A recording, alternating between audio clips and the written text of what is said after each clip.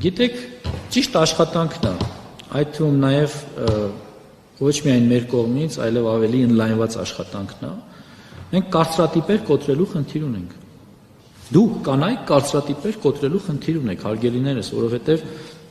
այլ հավասար պայմաններում մենք հավասարություն ունենք ու խոսում ենք հավասարությունից, բայց երբ այդ հավասարության հնարավորությունը ընձեռվում է, մենք խուսափում ենք այդ հավասարությունից օգտվել։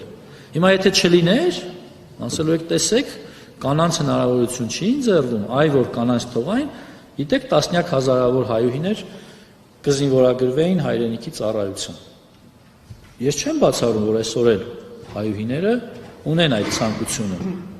մեր քաղաքացիները ունեն այդ ցանկությունը, բայց խանգարում է կարծրատիպերը, եղբայրը, հայրը, ամուսինը, շրջապատը, ասեմ ինչ են պատրաստում անել, պատրաստում ավելի ինտենսիվ լուսաբանել, այդ թվում նաև իմ մասնակցությամբ, ընդհանուր շնորհակալություն հայտնել, ոգևորել այդ աղջիկներին, որովհետև նրանք իրոք կարևոր են եւ ես պիտի իրենց դերը ավելի մասսայական դարձնեմ ու փորձեմ նաև ձեր աջակցությունը ակնկալել, որովհետև առանց ձեր աջակցության դա հնարավոր չէ։